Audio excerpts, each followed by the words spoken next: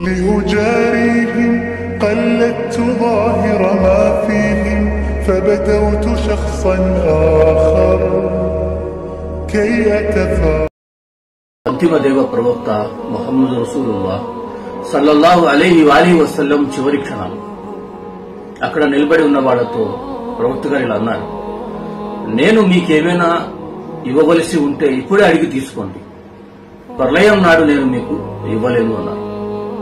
దానికి ఒక వ్యక్తి లేచి నుంచొని, యా రసూలల్లాహ్ సల్లల్లాహు అలైహి వసల్లం, మీరు నాకు 3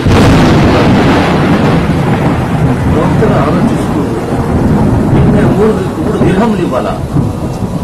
గుర్తు లేదే, కొద్దిగా గుర్తు చేయన్నారు.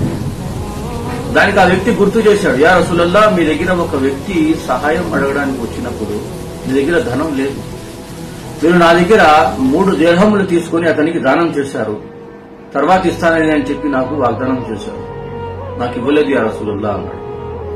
ప్రవక్త ముహమ్మద్ రసూలుల్లాహ్ సల్లల్లాహు తఆలా అలైహి వసల్లం దగ్గర ఇవ్వడానికి ఏమీ లేదు.